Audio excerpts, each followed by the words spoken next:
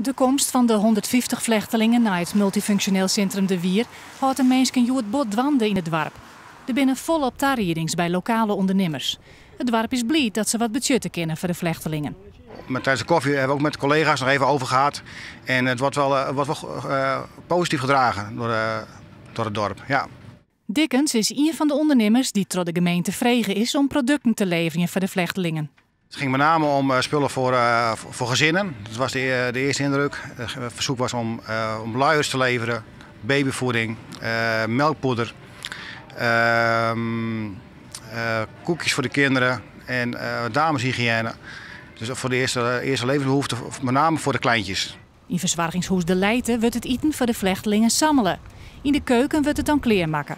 Het wie voor het personeel wel even een beste put, maar alles is op tijd kleer. Wij zijn er helemaal klaar voor. We hebben vrijdagmiddag bellen als wij met het verzoek als wij het eten voor de vluchtelingen verzorgen konden. Nou, dan hebben we uiteraard jatsie zijn. We vinden het ook onze maatschappelijke verantwoording om daar wat voor hun te betekenen. Wij hebben juster al je bestellingen die en we hebben voor de eerste 3 dagen zien.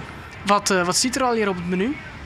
Ze krijgen een visstoofpotje met witte ries en sperziebien en dan een rauwkost erbij. Joet dus witte ries met bien. De keuken is grutsk dat ze de vluchtelingen helpen kunnen. Nou, daar ben wij eigenlijk wel heel blij mee. Wij willen graag ons steentje daarin bijdragen en het is wel heel mooi om dat zo te doen.